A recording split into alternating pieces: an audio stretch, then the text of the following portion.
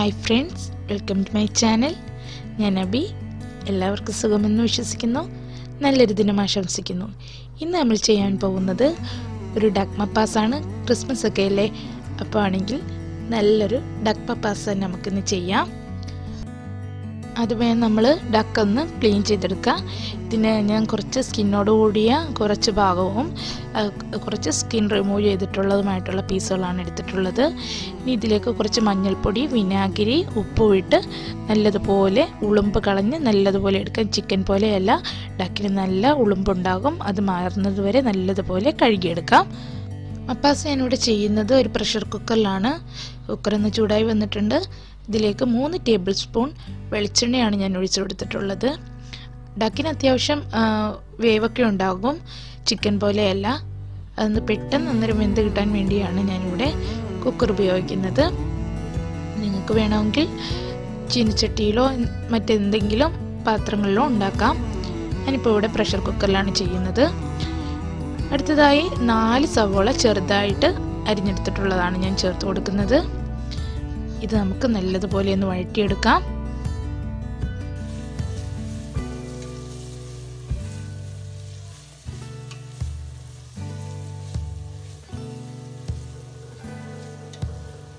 ഇപ്പോൾ സവാള പെട്ടെന്ന് തന്നെ വഴറ്റി കിട്ടാനായി നമുക്ക് കുറച്ച് ഉപ്പ് ചേർത്ത് കൊടുക്കാം.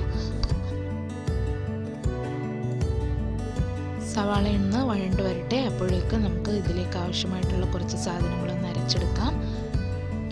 അരയ്ക്കാനായി ഞാൻ മിക്സിയുടെ ചെറിയ ജാറാണ് എടുത്തിട്ടുള്ളത്. ഇതിലേക്ക് 8 അല്ലി വലിയ വെളുത്തുള്ളി എടുത്തിട്ടുണ്ട്. ഒരു മീഡിയം സൈസ് ഇഞ്ചി എടുത്തിട്ടുണ്ട്.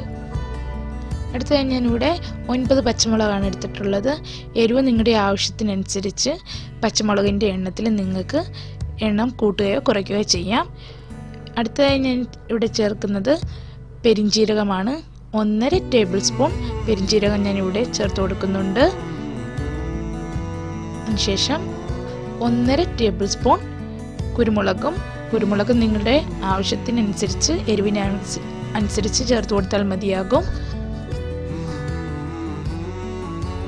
ഇനി മീഡിയം സൈസ് ഒരു പട്ട ചേർത്ത് കൊടുക്കാം. 5 ഏലക്ക ചേർത്ത് കൊടുക്കാം.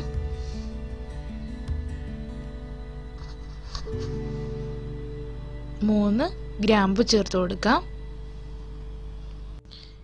ഇനി നമുക്കിതെല്ലാം ഒന്ന് നല്ലതുപോലെ അരച്ചെടുത്തിട്ട് വരാം. ഇപ്പോൾ ഇതെല്ലാം ഞാൻ നല്ലതുപോലെ ഒന്ന് അരച്ചെടുത്തിട്ടുണ്ട്. ഇനി നമുക്ക് സവാള നോക്കാം. ഇപ്പോൾ സവാള നല്ല ഗോൾഡൻ ബ്രൗൺ കളറായി വന്നിട്ടുണ്ട്.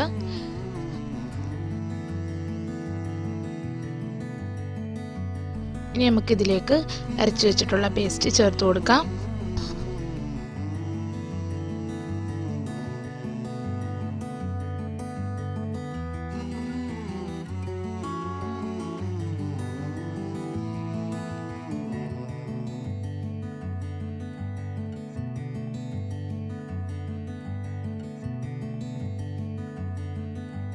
ഇഞ്ചി വെളുത്തുള്ളിയുടെയൊക്കെ ഈ പേസ്റ്റ് ചേർത്തതിന് ശേഷം കൈയെടുക്കാതെ നല്ലതുപോലെ ഇളക്കി കൊടുക്കണം, അല്ലെങ്കിൽ പെട്ടെന്ന് തന്നെ അടിയിൽ പിടിക്കാൻ ചാൻസ് ഉണ്ട്.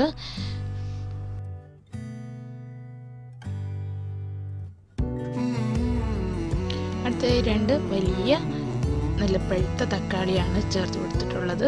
ചെറുതായി അരിഞ്ഞിട്ടുള്ള തക്കാളിയാണ്. നല്ലതുപോലെ വഴറ്റിയെടുക്കാം.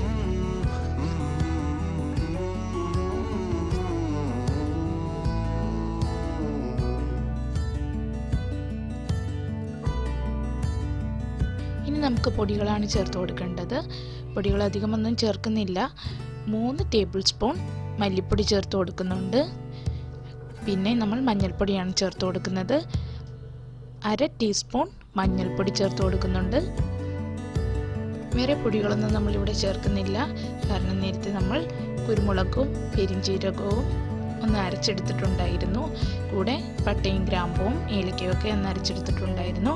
അതുകൊണ്ട് തന്നെ വേറെ പൊടികളുടെ ആവശ്യമില്ല. നമുക്കിനി ഇത് നല്ലതുപോലെ ഒന്ന് മൂത്ത് വരട്ടെ.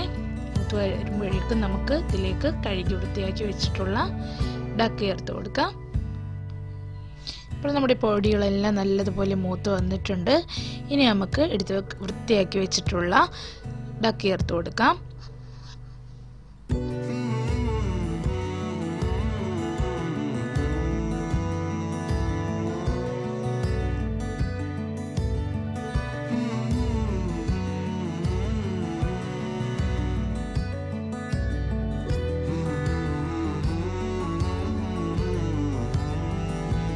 ഇതിലേക്ക് വെള്ളമൊന്നും ചേർത്ത് കൊടുക്കുന്നില്ല. കാരണം ഡക്കിൽ അത്യാവശ്യം വെള്ളമുണ്ട്. അത് നമ്മൾ ഒരു കാര്യം ശ്രദ്ധിച്ചാൽ മതിയാകും. അത് കുക്ക് ചെയ്യുന്ന സമയത്ത് ലോ ഫ്ലെയിമിലിട്ട് വേണം നമ്മളിത് കുക്ക് ചെയ്യാൻ. ഈ സ്റ്റേജിൽ തന്നെ നമ്മൾ ഉപ്പൊക്കെ നോക്കിയിട്ട് കുക്കറൊന്ന് അടച്ചു വെച്ച് ഒരു 20 മിനിറ്റ് ഒന്ന് നമുക്കിതിനെ വേവിച്ചെടുക്കാം. ഈ സമയം കൊണ്ട് നമുക്ക് തേങ്ങാപ്പാലാണ് ഇനി അടുത്തത് ഉണ്ടാക്കേണ്ടത്. ഇതിനായി ഞാനൊരു തേങ്ങയാണ് ഉപയോഗിക്കുന്നത്. ഇതിലേക്ക് 1 കപ്പ് ചെറു ചൂടുവെള്ളം ഒഴിച്ച് ഒരു 10 മിനിറ്റ് വെച്ചതിന് ശേഷം നമുക്കിതിനെ ഒന്ന് നല്ലതുപോലെ അരച്ചെടുക്കാം. അപ്പം ഞാനിതൊന്ന് അരച്ചെടുത്തിട്ടുണ്ട്. നല്ല കുറുകിയ തേങ്ങാപ്പാലാണ് എനിക്ക് കിട്ടിയിട്ടുള്ളത്. കാരണം നമ്മൾ ചൂടുവെള്ളം ചേർത്ത് അരച്ചെടുക്കുമ്പോൾ നല്ല കുറുകിയ തേങ്ങാപ്പാൽ നമുക്ക് കിട്ടും. ഇതിൻ്റെ 1/4 പാൽ മാത്രമാണ് ഞാനിവിടെ ഉപയോഗിക്കുന്നത്. കുറച്ച് മല്ലിയിലയൊക്കെ ഒന്ന് അരിഞ്ഞെടുത്തിട്ടുണ്ട്. കൂടെ കുറച്ച് കറിവേപ്പില എടുത്തിട്ടുണ്ട്. ഇപ്പോൾ 20 മിനിറ്റ് കഴിഞ്ഞിട്ടുണ്ട്. നമ്മുടെ ഡക്കൊക്കെ നല്ലതുപോലെ വെന്തിട്ടുണ്ട്. നല്ലൊരു മണമൊക്കെ വരുന്നുണ്ട്.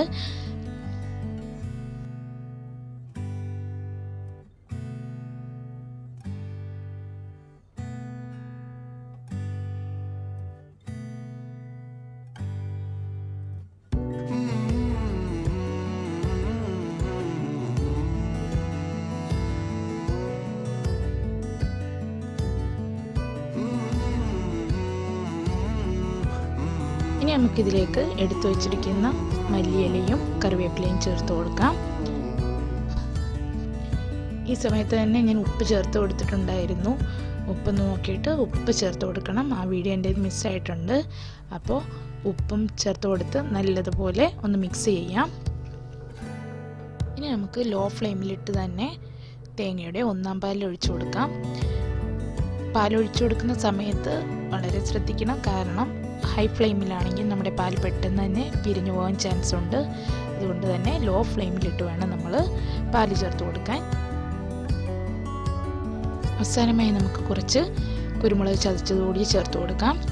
നമുക്ക് കൂടുതൽ തിളപ്പിക്കേണ്ടതില്ല. ചെറിയൊരു തിള വന്നു കഴിയുമ്പോൾ തന്നെ ഫ്ലെയിം ഓഫ് ചെയ്ത് കൊടുക്കാം. അപ്പോൾ നമ്മുടെ ഡക്ക് മപ്പാസ് റെഡിയായി വന്നിട്ടുണ്ട്. ഇനി നമുക്കിതൊരു സെർവിങ് പ്ലേറ്റിലേക്ക് മാറ്റാം. അപ്പോൾ ഞാനിതൊരു സെർവിങ് പ്ലേറ്റിലേക്ക് മാറ്റിയിട്ടുണ്ട്. വളരെ ടേസ്റ്റി ആയിട്ടുള്ളൊരു ഡക്ക് മപ്പാസാണ്. എല്ലാവരും ഇത് ട്രൈ ചെയ്യണം. നല്ലൊരു റെസിപ്പിയാണിത്. നിങ്ങൾക്ക് ഈ വീഡിയോ ഇഷ്ടമായെങ്കിൽ ലൈക്ക് ചെയ്യുക, കമൻറ്റ് ചെയ്യുക. ഇതുവരെ സബ്സ്ക്രൈബ് ചെയ്യാത്ത കൂട്ടുകാർ സബ്സ്ക്രൈബ് ചെയ്യുക.